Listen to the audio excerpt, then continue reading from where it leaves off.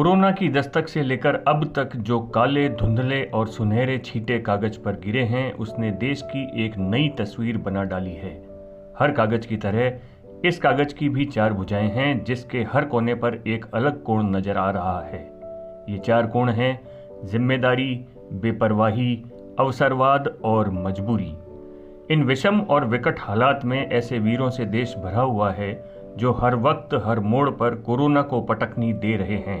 ये वीर हैं हमारे देश के होनहार डॉक्टर्स, नर्सिंग कर्मी, हर छोर पर मुस्तैद हमारी खाकी वर्दी, नगर निगम नगर पालिकाओं के कर्मवीर कर्मचारी, हमारे मीडिया कर्मी, पार्टीवाद को दरकिनार कर जनहित जन रक्षार्थ की भावना से काम करने वाले सैकड़ों जिम्मेदार नेता, जिनकी सूझबूझ, कार्यशैली और कर्तव्यपरायणता के कारण दम घोट देने वाले कोरोना का भी दम घुट जाएगा।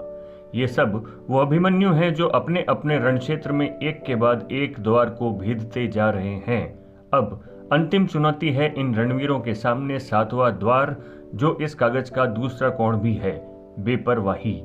बेपरवाही उन बेखौफ बेवकूफ लोगों की जिनके ऊपर सवार होकर कोरोना एक पाले से दूसरे पाले तक छलांग भर रहा है। जहां तक एक तरफ जिम्मेदारी समझते हुए शूरवीर हैं, वहीं उनके ठीक सामने कागज के दूसरे कोने पर ऐसे बेखौफ कायरों की भी भरमार है जो कोरोना जैसे सूक्ष्म शत्रु से मरने को तैयार है, और न सिर्फ खुद मरने को तैयार है बल्कि कई निर्दोष और बेगुनाह जानों पर भी कुंडली मार कर बैठे हैं। ये है इस वक्त इस देश की उभरी हुई तस्वीर के दो छोर। जिम्मेदारी की छोर पर बैठे अफसर एसी छोड़कर सड़कों पर समझाइश कर रहे हैं, और बेपरवाही की छोर पर बैठे ये बेवकूफ बेवजह घर की छतें छोड़कर सड़कों पर गप्पे लड़ा रहे हैं। मास्क मुंह पर है लेकिन ठुड्डी तक लिपटा हुआ, और दूरियां तो इन्होंने बनाई है लेकिन नियमों से। कालांतर पहले के उस रण में अभिमन्यु सातवां द्वार नहीं भेद पाया, लेकिन इस बार मेरे लिए, आपके लिए, सबके लिए रण में उतरे इन अभिमन्युओं को सातवां द्वार भेद कर विजय पताका फहराना ही होगा। इस तस्वीर का तीसरा कोण है अवसरवाद। मौका परस्ती भी इस दौर में कईयों के सिर चढ़कर बोली। खासकर बनिए और मेडिकल व्यवसाय से जुड़े लोगों में अनगिनत ऐसे थे जिन्होंने कोरोना और लॉकडाउन के नाम पर अपनी तिजोरियां दोनों हाथों से भरने में कोई कसर नहीं छोड़ी। लॉकडाउन में घरेलू राशन और जरूरी दवाइयां ही तो हर अमीर गरीब का सहारा थी, जो बमुश्किल दौड़कर एक रन बनाते थे। इस मौके पर इन्होंने भी जमकर चौके लगाए। कुछ बेनकाब भी हुए, लेकिन तब तक शायद देर हो चुकी थी। कोरोना सेहत पर वार कर रहा था और ये अवसरवादी जनता की जेब पर वार कर रहे थे। सबने बंदूक एक दूसरे के कंधों पर रखी। अगर किसी ने सवाल किया भी तो हालात का हवाला देकर खुद को निहत्था ठहरा दिया।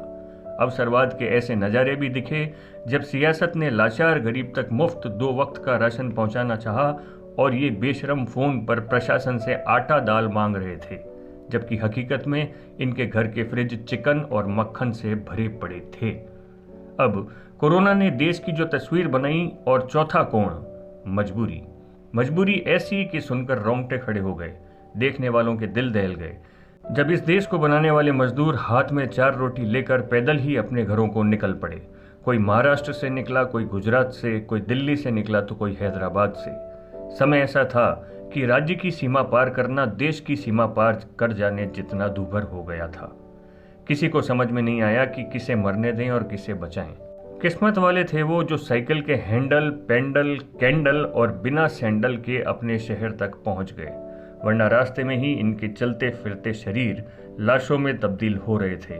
कोई रेल की पटरी पर कटा तो कोई रोड पर ट्रकों से कुचल दिया गया।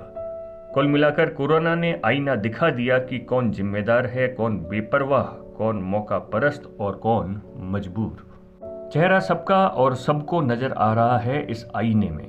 फर्क है तो इतना कि 4 में से एक अंधा बना हुआ है, एक गर्व से मुस्कुरा रहा है, एक की हिम्मत नहीं कि वो खुद से नजरें मिला सके, और एक की आंखें धुंधला गई है, उसे तो खुद का चेहरा भी अब नजर नहीं आता।